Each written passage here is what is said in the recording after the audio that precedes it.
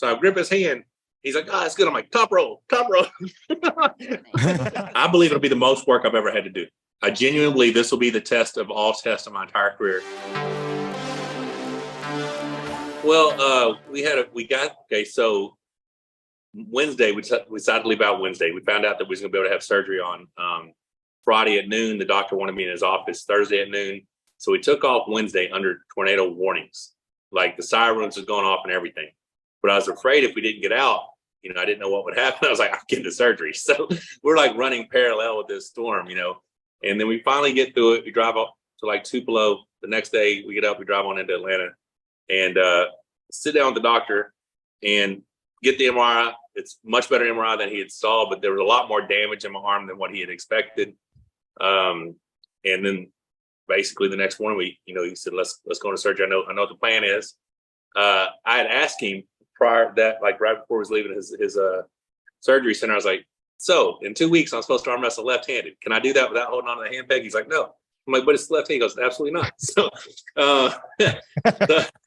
I basically have a appearance I'm going to be doing in a couple weeks, maybe an exhibition match left-handed, but no real competition that I'll get to do until probably the national championships, April 15th. We go in there Friday, and Rebecca's actually a little nervous, which kind of made me a little nervous because like when I went back to go get all my pre-op stuff done, she didn't get to go back with me, and we're just not good apart from each other, you know what I mean? And she had already told me, she goes, I'm not gonna be able to get to you. It's the first time in our relationship that if I needed you, I couldn't get to you. And I'm like, yeah, that's you're sharing all this stuff. A lot of information.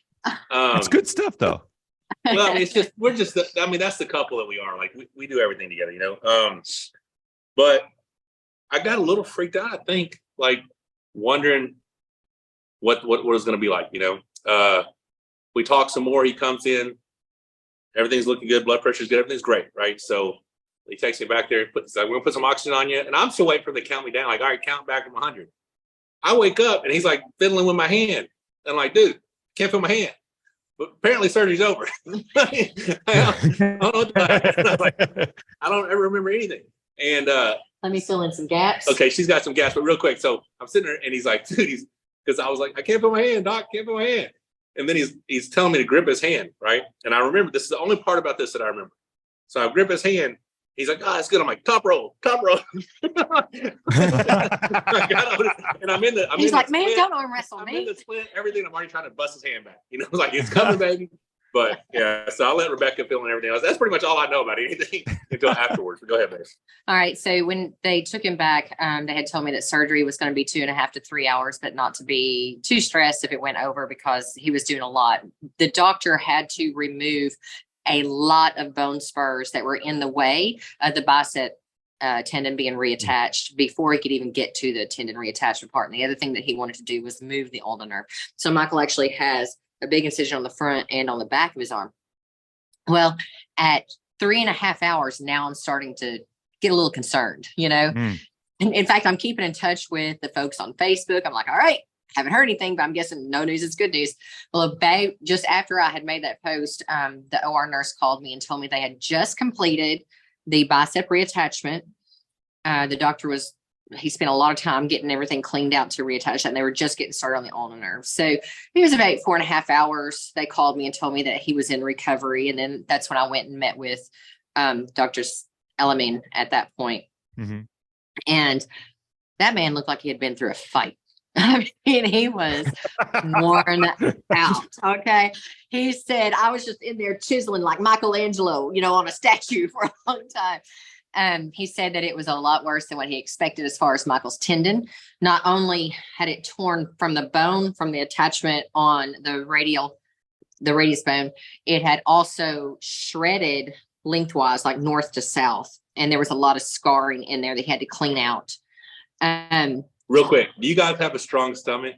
No. Because if you do, we'll send you a video. It is horrific. Don't share it. I do. I like that He's stuff. Like, I'll see it. Dude, yeah. I couldn't believe it. I'm not really good with that. I'm like, what the heck is that? Right? Well, so the doctor is showing me this video, and I think we had asked that he show us video of what Michael's range of motion is, because post-op there's going to be swelling, and Michael's brain is going to tell him that it's where his range of motion is what it used to be on. So I need him to see the improvement so that he knows what to work for in physical therapy once he's able to work on range of motion. So I'm thinking that's the video he's going to show me. The video he shows me is my husband's arm filleted open. Now, understand I'm a nurse and I have seen some ridiculous stuff. Yep. But when it's your family, it's different. Yeah. Right? Like they were sewing up my daughter's eyebrow when she was like 7 and almost puked. I've seen way worse things, but not on my child. Well, this is my husband's arm filleted open, and he's got his bicep tendon and some forceps, and it's just flopping around. Like, you know. Dude, it looks like it's got tentacles. He's like, I said, oh my God, what is that? Because it looked horrific. Well, so he had to spend a lot more time actually addressing the bicep to get it ready to be the tendon to be reattached than what it would have taken. So long story short, that we've already made way too long. He was able to tack it down through the bone in a couple of different ways, reinforced it, removed the scar tissue. And that sucker was the scar tissue that it was developing was actually attaching to whatever it could around it. Like it was just trying to find a home. So there were adhesions. It was stuff attaching everywhere. So there were adhesions. So he had to clean all that up. So the long story short is Michael's bicep tendon and the actual elbow bone are in much better condition than they were even before it tore. Oh, good. As long as he will not jack around and be ridiculous and allow it to recover the way it's supposed to, he's going to be in much better shape. Now, he could go in there and totally jack everything up. I will not. This is too important. Now, this is the thing. There's been at least a dozen or two people message directly like, all right, make sure Michael doesn't do anything stupid, because everybody knows, like, I'm trying to get back at it, right? Like, I'm getting stir crazy, not being able to do anything. So many people are invested in him actually listening to the doctor that he puts up a video of him just minor training left hand. They're like, you're not supposed to do that. And we're like, no, left hand is okay. He said nothing competitive with the left where like it tenses, like if I hit explosively and my whole body tenses, but like just training my left is okay. He's like, I don't care what you do with your left. Stay away from right, and don't do anything that tenses up the right side of your body. But it was just crazy watching the video on all the different things that it was attaching to and how bad it was. And, and I'd originally contacted him last week after the tear happened. He saw my x-rays like, dude, he thought it was a recent one. He's like, how have you been competing for 13 years on this arm? And I'm like, well, I just did. This is the arm I had, and now that all that's gone and, he told me that my bones would splinter apart before my tendon would come apart. Like he said, there's 3 different ways to repair. We're going to do all 3, so my tendon's in there. I just got to let it heal. The ulnar nerve, he was going to relocate it, but there was so much bone on both sides that like he explained it like you step on a water hose and the water hose doesn't get any more water out of it. You release it and now it flows again.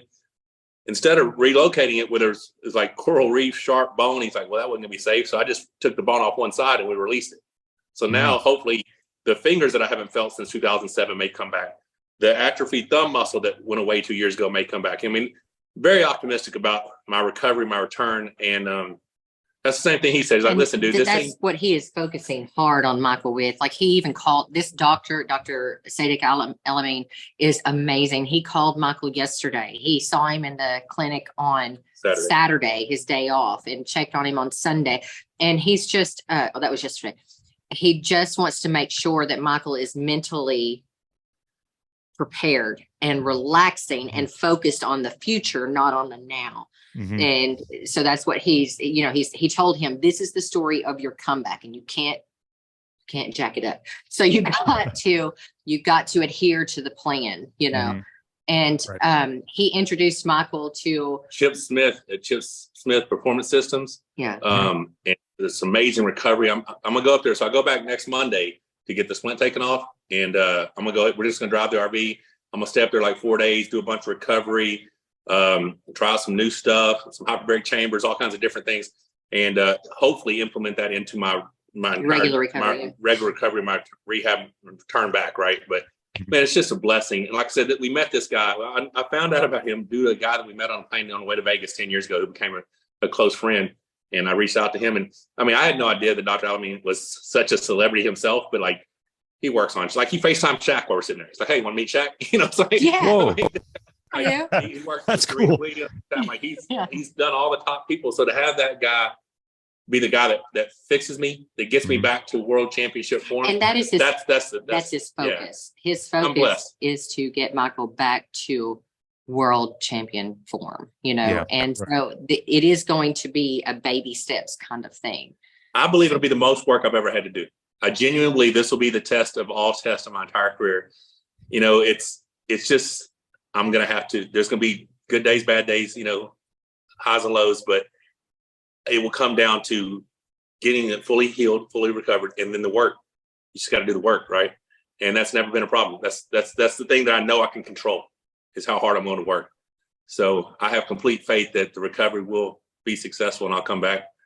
And I'm excited. I'm really, so I told him yesterday, I had mixed emotions. So I texted him and then he called me. And that's when he gave me the Jerry Maguire speech. Like he's let me know, like, listen, buddy, you know, we're gonna do this. But you know, I was like, well, I'm depressed because I feel helpless.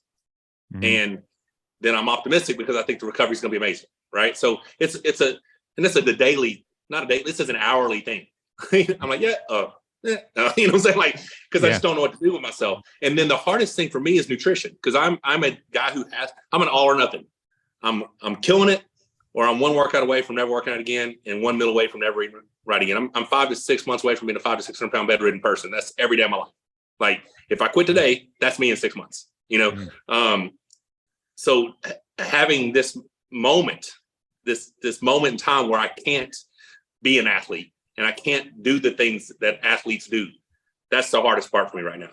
But I mean, I know you guys understand that because you're around world-class high-level athletes all the time. And although people don't see arm wrestling as that, I don't see myself as just an arm wrestler. I see myself as an athlete, and I train as an athlete, right? And not being able to train in the manner in which I'm accustomed to training is depressing.